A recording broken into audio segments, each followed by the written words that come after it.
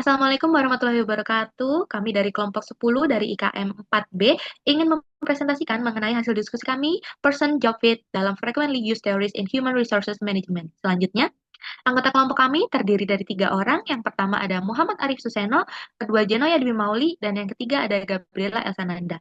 Selanjutnya, untuk materi yang akan disampaikan, saya serahkan kepada Muhammad Arif Suseno. Pertama, pengantar Human Resource Management Study, di mana teori ini berfungsi sebagai kerangka kerja konseptual yang menjelaskan, memprediksi, dan mengarahkan perilaku organisasi dan karyawan. Studi ini bersifat multidisipliner dan teori menjadi kerangka kerja yang menjembatani antara praktik organisasi dan pengembangan ilmiah mengenai perilaku kerja, motivasi, dan hubungan kerja. Oke, kita masuk ke person environment fit, di mana terjadi saat ada sebuah kesamaan yang dirasakan antara atribut individu dan lingkungan. Pada dyadic fit, lingkungan merupakan individu lainnya dalam organisasi, yang mana hasilnya adalah misfit, complementary fit, dan supplementary fit. Oke, selanjutnya adalah aspek lingkungan, yaitu fit to, di mana yang pertama person vocation fit cocok dengan bidang profesi atau jalur karir, person job fit cocok dengan tugas pekerjaan spesifik, person organization fit cocok dengan nilai budaya organisasi, person group fit cocok dengan rekan kerja atau tim, dan yang terakhir person individual fit cocok dengan individu tertentu di lingkungan kerja.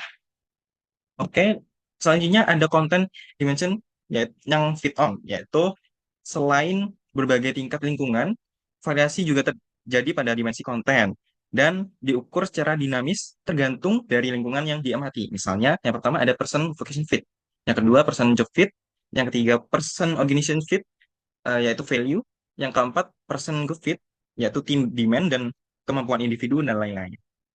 Selanjutnya ada misfit versus fit, di mana yang pertama ada supplementary fit versus complementary fit, yang terjadi ketika orang dan lingkungan sangat mirip dan meningkatkan rasa suka dan harmoni antara pihak yang terlibat. Sedangkan complementary fit yaitu terjadi ketika lingkungan kekurangan sesuatu dan masing-masing pihak saling melengkapi untuk mencapai kebutuhan bersama. Selanjutnya ada need supply dan demand sub abilities fit, yang mana merupakan cabang dari complementary fit, menggambarkan kecocokan antara individu dan kebutuhan dan menggambarkan kesesuaian antara tuntutan pekerjaan atau organisasi. Yang selanjutnya ada perceived fit, di mana berdasarkan persepsi atau penilaian individu tentang sejauh mana mereka merasa cocok dengan lingkungan kerja, dan actual fit itu dibangun dari perbandingan yang lebih nyata antara karakteristik individu dengan karakteristik lingkungan pekerjaan. Selanjutnya akan dijelaskan oleh teman saya. Selanjutnya adalah person job misfit, yaitu kondisi ketika karakteristik individu tidak sesuai dengan kebutuhan dari suatu pekerjaan. Hal ini dapat terjadi ketika pihak-pihak memiliki perbedaan atribut fundamental sehingga mereka bukan hanya tidak cocok, tetapi saling tidak menyukai sampai konflik secara aktif. Misfit dapat terjadi karena kurangnya kemampuan, ketidaksesuaian nilai, atau bahkan karena lingkungan kerja yang tidak cocok dengan kepribadian.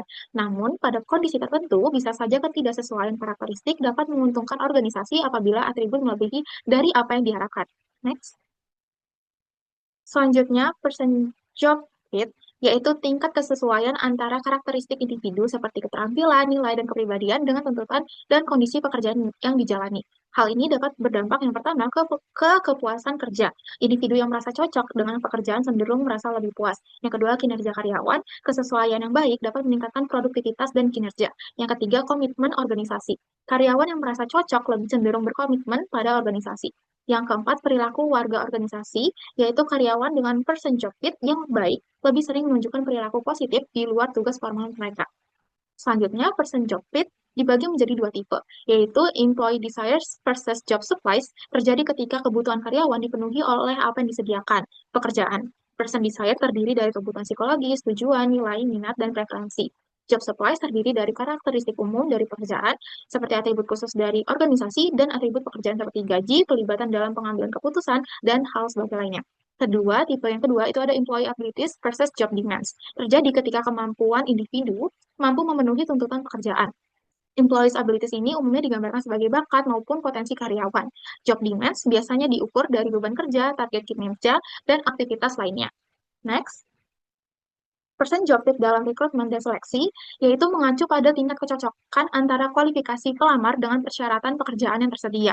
Dalam proses seleksi, para recruiters umumnya menggunakan dimensi person job fit dan person organizational fit. Dengan perspektif supplementary fit yang berarti pelamar dan pekerjaan atau organisasi memiliki kesamaan atau saling melengkapi karakteristik. Kualifikasi pelamar yang melebihi persyaratan pekerjaan dipandang sebagai keuntungan daripada sebagai ketidakcocokan dengan pekerjaan. Selanjutnya, person job fit dalam penempatan tenaga kerja. Person job fit ini membantu memastikan bahwa orang yang tepat ditempatkan pada posisi yang tepat.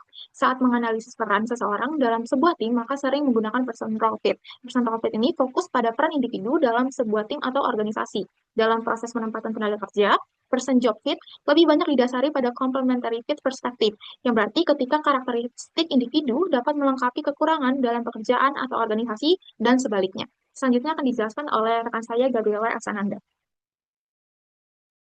Baik, yang selanjutnya adalah indikator dari person job fit. Ada tiga. Yang pertama ada kesesuaian tuntutan pekerjaan dan kemampuan karyawan, yang artinya suatu tugas atau pekerjaan tersebut akan memiliki suatu kualifikasi tertentu dan karyawan mampu untuk memenuhi kualifikasi tersebut. Yang kedua ada kesesuaian kemampuan karyawan dengan persyaratan pekerjaan, yang artinya karyawan tersebut memenuhi kesesuaian dari tugas-tugas yang akan dikerjakan. Yang ketiga ada kesesuaian antara apa yang diperoleh dari pekerjaan dengan kebutuhan karyawan, yaitu suatu pekerjaan akan menawarkan atau menghasilkan suatu imbalan seperti gaji, kepuasan kerja, dan lain halnya. Next.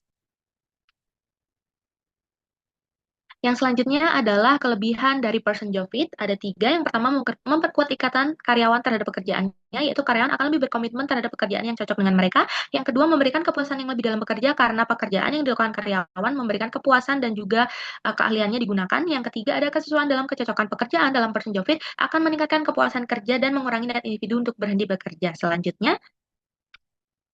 Yang selanjutnya ada contoh kasus. Berdasarkan pengaruh person job fit dan self-efficacy terhadap kinerja pegawai dalam studi kasus pada Puskesmas Beber. Selanjutnya, memiliki tiga tujuan penelitian. Yang pertama yang kita highlight adalah pengaruh person job fit terhadap kinerja pegawai dengan menggunakan 89 orang karyawan sebagai sampel. Hasil penelitiannya menunjukkan bahwa person job fit memiliki pengaruh positif dan signifikan terhadap kinerja pegawai, yang artinya semakin sesuai antara pekerjaan atau tugas yang dikerjakan oleh karyawan dengan kemampuan karyawan, maka akan semakin baik dan akan meningkatkan kinerja karyawan. Selanjutnya, dalam pembahasan kesesuaian person job fit adalah kesesuaian antara kepribadian dan dengan kemampuan atau keterampilan pegawai. Ketika tugas yang diberikan sesuai dengan kemampuan pegawai, maka kepuasan kerja akan meningkat dan akhirnya meningkatkan kinerja pegawai itu juga. Nah, pegawai yang memiliki latar belakang pendidikan dan keterampilan dalam bidang kesehatan yang sesuai dengan jenis pelayanan kesehatan yang diberikan akan lebih efektif dalam melaksanakan tugas pelayanan yang diberikan. Sehingga semakin sesuai penugasan atau tugas pegawai dengan kemampuan atau kompetensi dan keterampilan yang pegawai miliki, maka akan semakin tinggi pula tingkat kinerja atau menghasilkan produktivitas yang tinggi yang dapat dicapai oleh pegawai tersebut. Selain ini adalah daftar pustaka yang kami gunakan.